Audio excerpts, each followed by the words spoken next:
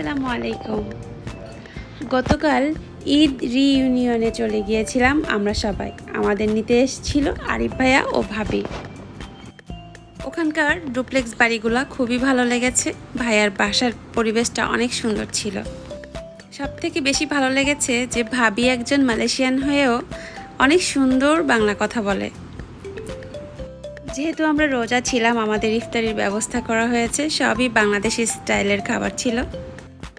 আন্টির হাতের রান্না ছিল একদমই আমার মায়ের হাতের রান্নার মতো, এবং আন্টির ব্যবহার সত্যিই খুব ভালো লেগেছে।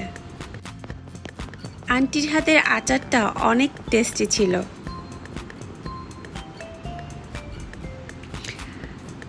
বাড়ি ভর্তি কিউট কিউট সব বাচ্চারা ছিল। ওরা সমস্ত বাড়িটাকে হইহুল্লোড় করে একদম জমিয়ে রেখেছিল। পারফেক্ট একটা রিইউনিয়ন হয়ে গেল আমাদের।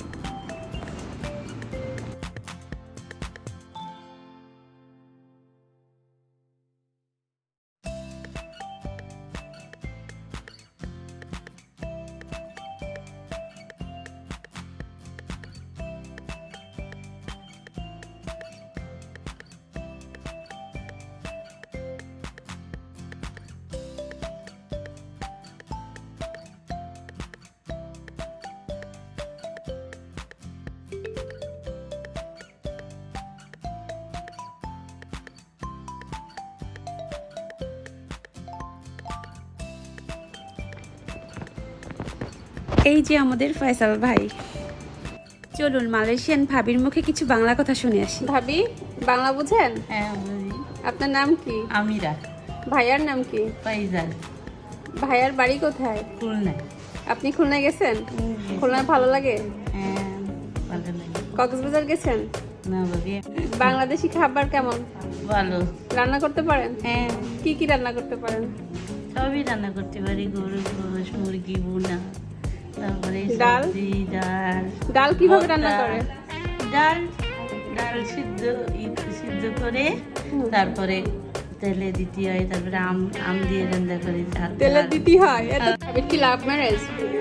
হয় ভাইয়া আগে অফার করছেন, আপনি অফার করছেন? ভাইয়া। ভাইয়া করছেন? ভাইয়া ভালো? হ্যাঁ ভালো। কি বলবো, শ্বশুর বাড়ির লোকজন ভালো, আলহামদুলিল্লাহ। আপনারাও খুব ভালো। আপনি অনেক ভালো, মাশাআল্লাহ। দেখো লাল।